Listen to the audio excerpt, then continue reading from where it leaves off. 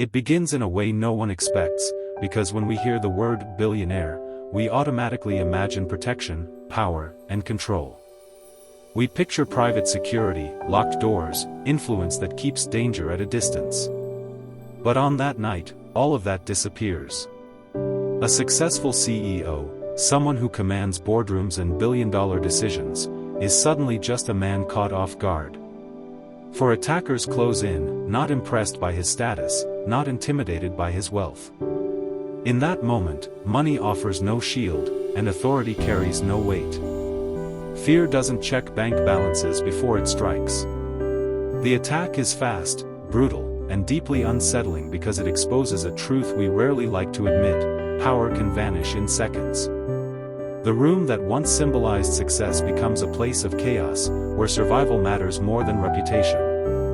People nearby freeze, unsure whether to intervene or look away, because danger has a way of silencing even the confident. This moment shocks everyone, not because a crime happened, but because it happened to someone the world assumes is untouchable.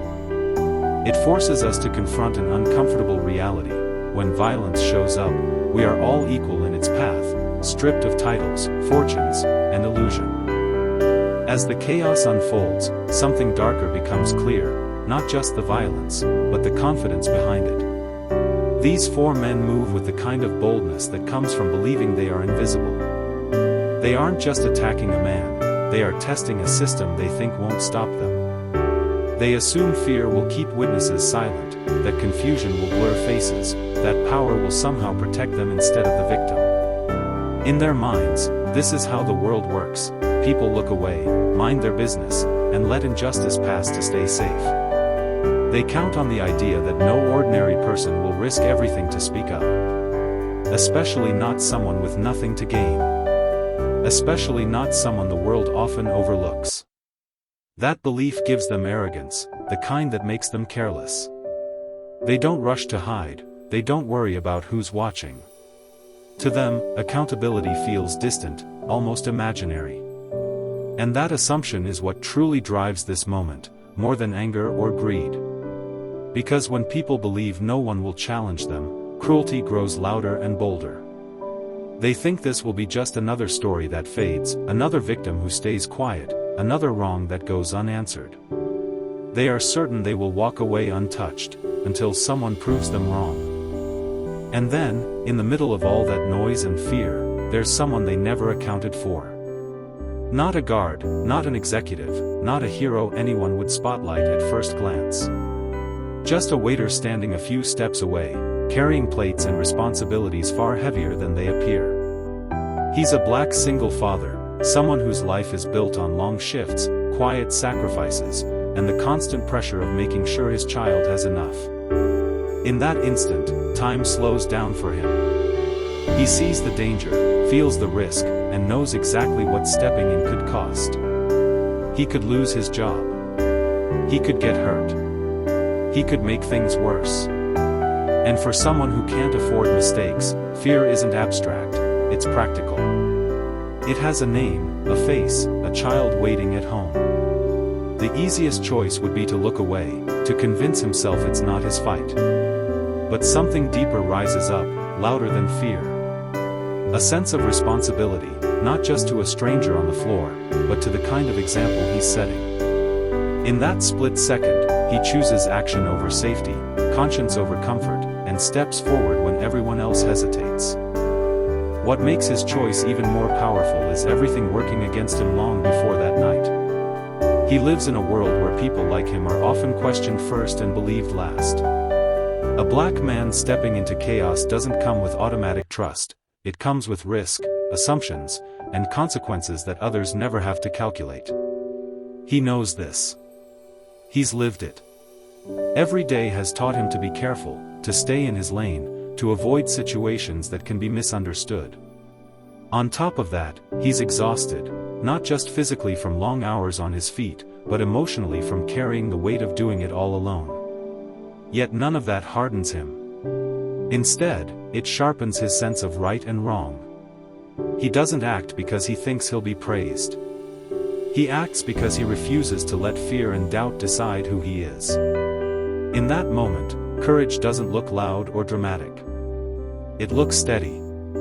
It looks like a man standing his ground, using his voice, his presence, and his humanity to shift the outcome. And in doing so, he quietly shatters the idea that strength comes from money, influence, or position. True strength comes from choosing to do right when it would be easier to disappear. The moment he steps in, the entire balance of the situation begins to change. What felt like unchecked chaos suddenly meets resistance, and that alone is enough to disrupt everything. His voice draws attention, his presence breaks the attacker's rhythm, and what they thought was a silent room becomes a room that sees them. Others begin to notice details they might have missed, faces they might have forgotten, movements they can now describe. The confidence the attackers carried starts to crack, because exposure is the one thing they never planned for. This isn't about physical strength or dramatic heroics, it's about refusing to let the truth slip away. By staying present, by speaking up, by not backing down, he turns confusion into clarity. Authorities arrive to a situation that now has witnesses, timelines, and accountability. The story no longer belongs to the attackers, it belongs to the facts. And in the aftermath, something unexpected happens. The man who was meant to stay invisible becomes impossible to ignore. Not because he asked for attention, but because his courage demands it. In a single night, a working man doing his job becomes the reason justice has a direction to follow. One ordinary decision transforms the outcome for everyone involved. When the dust settles and the headlines fade, what stays with us isn't the wealth of the man who was attacked or the cruelty of the men who caused it. What lingers is the reminder of where real power lives. That night redraws our understanding of heroism, stripping it of capes, titles, and bank accounts.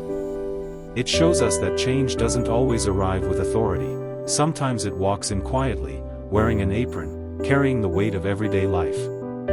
The waiter goes home to the same responsibilities, the same long hours, the same worries about tomorrow. But something has shifted, not just for him, but for everyone who hears the story.